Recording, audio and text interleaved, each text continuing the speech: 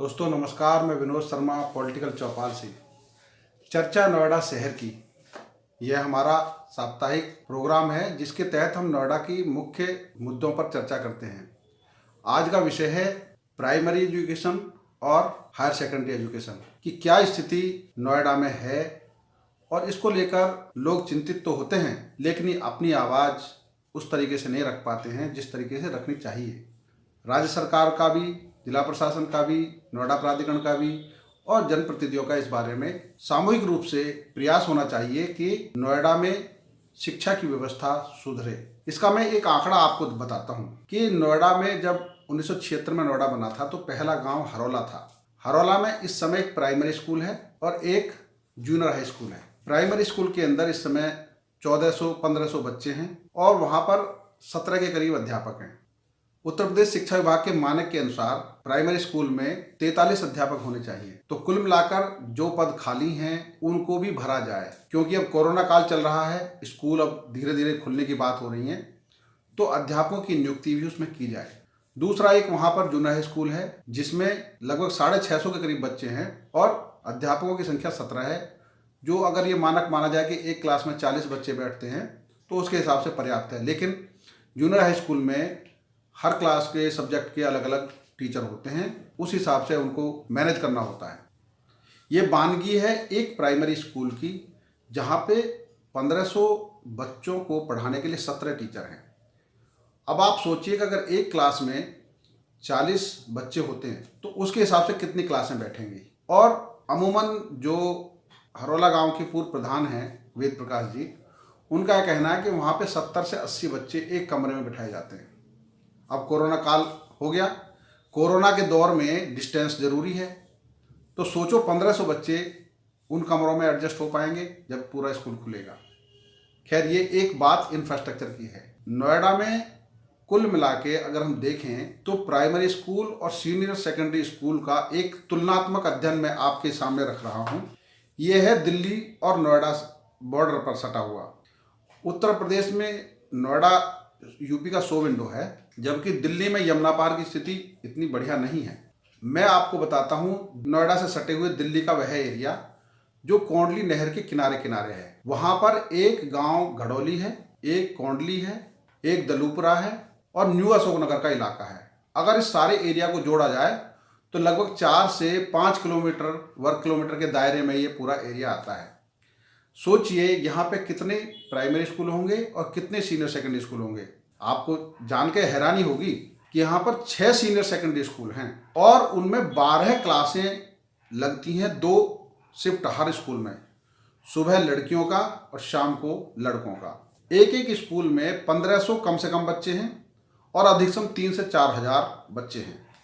वहाँ की education quality में, इंफ्रास्ट्रक्चर में काफ़ी बदलाव है। दिल्ली सरकार में शिक्षक रहे एक पूर्व शिक्षक ने यह जानकारी दी और उन्होंने बताया कि पिछले 3-4 सालों में दिल्ली सरकार ने सीनियर सेकेंडरी स्कूल की जो इंफ्रास्ट्रक्चर है और क्वालिटी में, दोनों में काफ़ी सुधार किया है।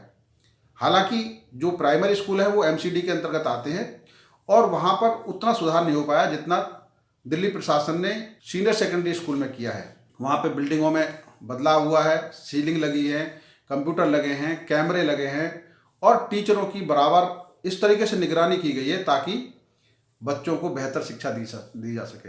रिजल्ट भी आ रहा है।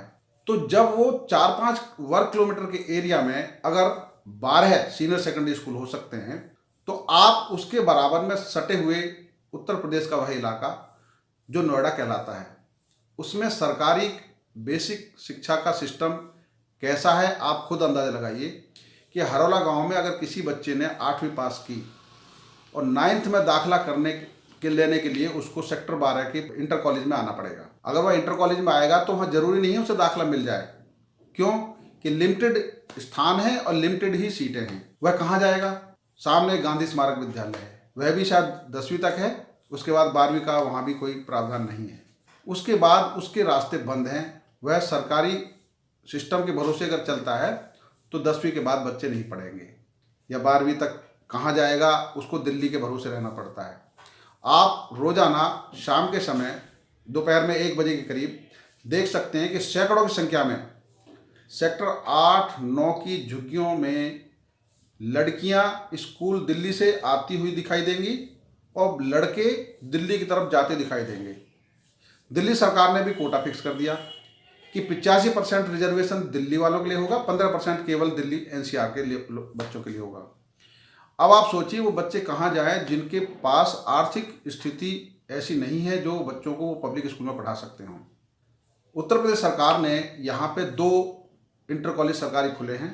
एक सरकारी इंटर कॉलेज सेक्टर 12 में है जो लड़कों का है, और एक लड़कियों का इंटर कॉलेज सेक्टर 51 होशियारपुर में है जो अभी 3 साल पहले अखिलेश यादव की सरकार में शुरू हुआ था। इसके अलावा इस पूरे नोएडा में कोई 12वीं तक का यूपी बोर्ड का इंटर कॉलेज नहीं है।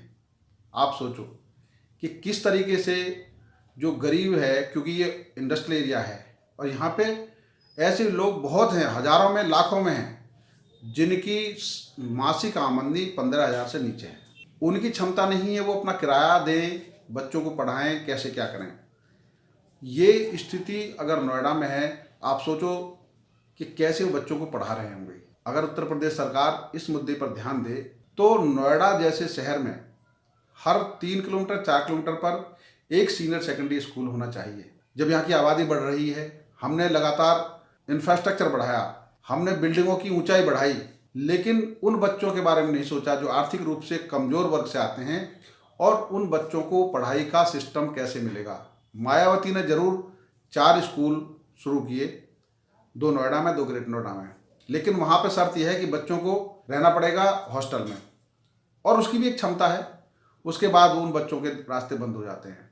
प्राइवेट सेक्टर के कुछ स्कूल एडिड हैं जिनकी फीस कम है, वहाँ पे कुछ काम चल जाता है। जैसे गढ़ी चौगड़नी में श्री कृष्ण इंटर कॉलेज है, सदर सराय में चेतराम इंटर कॉलेज है। इस तरीके से सेक्टर 45 में भवानी शंकर इंटर कॉलेज सदर सराय है। तो इस तरह के कुछ स्कूल हैं, भंगेल में है कुछ स्कूल हैं। तो इस तरह के वो स्कूल हैं जो थोड़ी बहुत मदद कर सकते हैं। लेकिन इन सब मुद्दे पर हमारे विधायक, सांसद, नोएडा प्राधिकरण, जिलाधिकारी और शिक्षा विभाग को मिलजुल कर एक प्लान बनाना पड़ेगा। अगर हम ये काम कर पाए तो शिक्षा के लिए इससे अच्छा कोई उपहार नहीं हो सकता। मैं उम्मीद करूंगा कि नोएडा शहर में मानक के हिसाब से इंटर कॉलेज खुलें, प्राइमरी स्कूलों का इंफ्रास्ट्रक्चर बेहतर हो और शिक्षकों की तैनाती हो। आज की चर्चा में यही तक। देखते रहिए पॉलिटिकल चौपाल और हमारा ये कार्यक्रम आपको कैसा लगा। चर्चा नोएडा शहर की के लिए आप हमारे मेल पर अपने सुझाव भी भेज सकते हैं। धन्यवाद।